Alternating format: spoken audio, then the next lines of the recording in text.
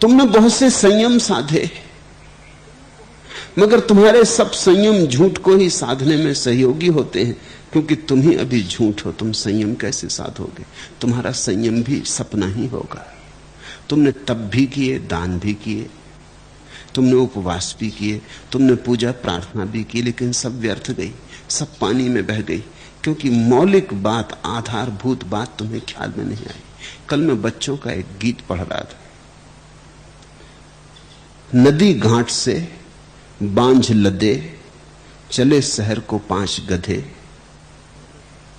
पहला बोला मैं राजा, कहा दूसरे ने जा जा, बोला तीसरा बंद करो झगड़ा, क्योंकि तीसरा था तगड़ा। चौथे ने प्रस्ताव किया, चालाकी से काम लिया, लड़ने से पहले सुन लो, मुझको निर्णायक चुन लो। आया ताव 5वें को, शुरू किया रैंको रैंको, खूब चली फिर दुलत्ती, कुचल गई पत्ती पत्ती। मालिक आया तभी सधे, बदले बिल्कुल नहीं गधे। मालिक को देख के सध भी गए, शांत भी खड़े हो गए, बदले बिल्कुल नहीं गधे। लेकिन कहीं मालिक को देख के सध के खड़े हो जाने से, सधे हो जाने से कहीं गधे बदले। तो कुछ गधे हैं जो बाजार में तुम्हें मिलेंगे, कुछ गधे तुम्हें आश्रमों में मिलेंगे, सधे बधे गधे, मगर बदले बिल्कुल नहीं गधे। कोई धन के पीछे पागल है, कोई धन छोड़ने के पीछे पागल है, लेकिन धन का प्रभाव दोनों पर है। धन से छूट नहीं होती दिखती, धन छूट जाता है तो भी धन से छूट होती नहीं दिखती। कोई स्त्रियों के पीछे दीवाना है, कोई स्त्रियों से घबरा के भाग गया है। फर्क कहां? दिशा बदल गई, मूर्खता नहीं बदली, बदले बिल्कुल नहीं गधे। घबराहट है कि कहीं स्त्री न छू जाए, कि कहीं स्त्री दिखाई न पड़ जाए। ये घबराहट कैसी?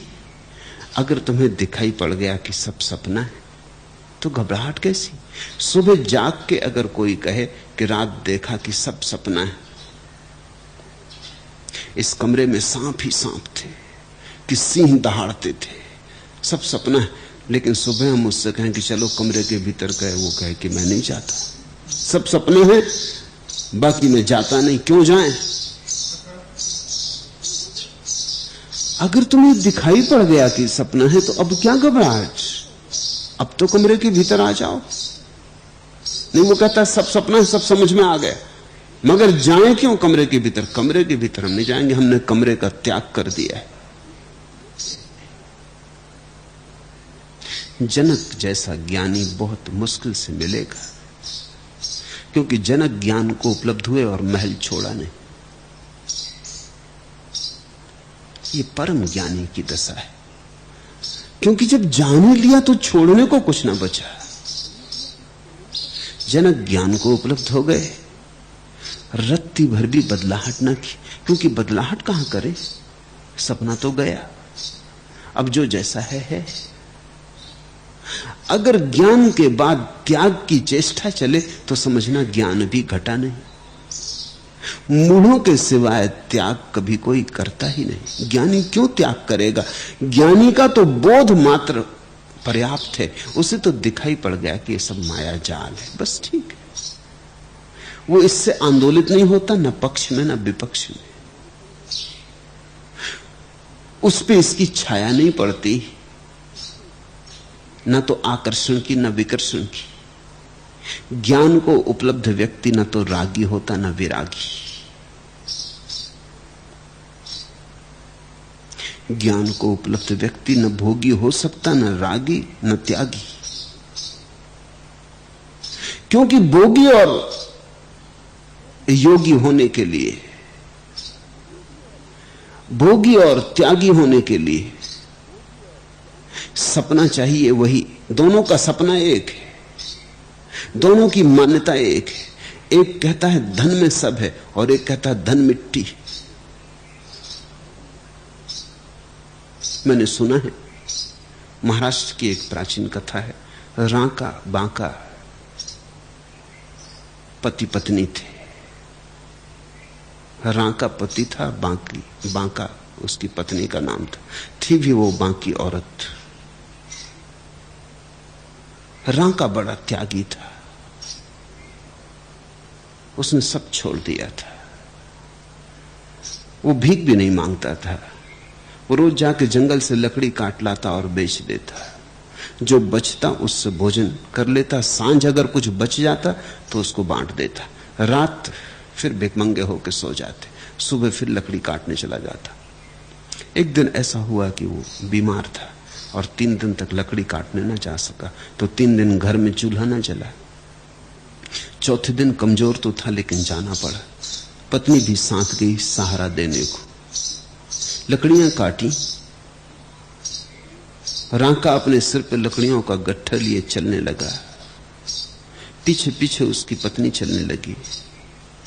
राह के किनारे अभी अभी कोई घुड़सवार निकला है, घोड़े के पदचाप बने और धूल अभी तक उड़ रही। और देखा उन्होंने कि किनारे एक असरफियों से भरी थैली पड़ी, शायद घुड़सवार की गिर गई। रांका आगे है। उसके मन में सोच उठा कि मैं तो हूं त्यागी, मैंने तो विजय पाली, मेरे लिए तो धन मिट्टी, मगर पत्नी तो पत्नी। कहीं उसका मन ना आ जाए, लोभ ना आ जाए, कहीं सोचने न लगे रख लो, कभी दुर्दिन में काम आ जाएगी। अब 3 दिन भूखे रहना पड़ा, 1 पैसा पास ना था।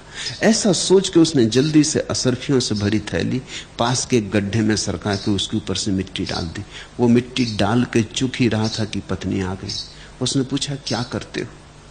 तो रांका ने कसम खाई थी झूठ कभी न बोलने की, बड़ी मुश्किल में पड़ गया। कहे तो डर लगा कि कहीं ये पत्नी झंझट ना करने लगे, और कहे कि रख लो, हर्ज क्या है, भाग्य ने दी है, भगवान ने दी है, रख लो, कहीं ऐसा ना कहने लगे। स्त्री का भरोसा क्या? साधु सन्यासी स्त्री से सदा डरे रहे।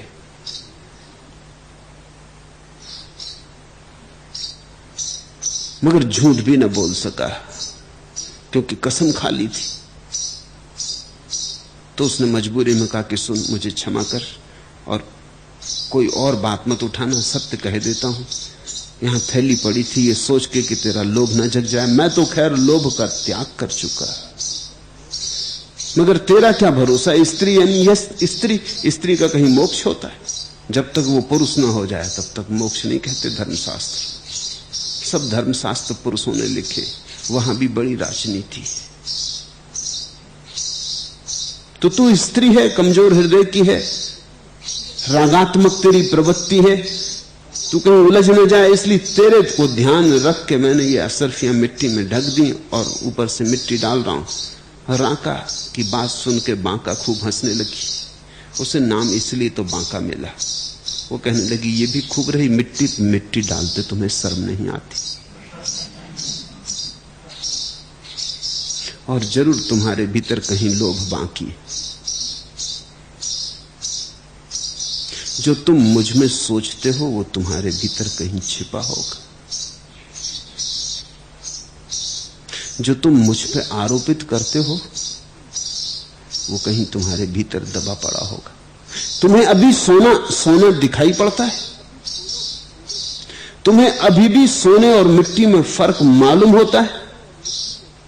वो तो रोने लगी, तो कहने लगी मैं तो ये सोचती थी कि तुम त्यागी हो गए, ये क्या हुआ? अभी तक धोखा ही चला, तुम मिट्टी पे मिट्टी डाल रहे हो। ये बांका समझती जनक का सूत्र। जनक परम ज्ञान को उपलब्ध हो गए और कुछ भी न छोड़ा। भोग और त्याग दोनों ही अज्ञानी के, वो एक ही सिक्के के 2 पहलू।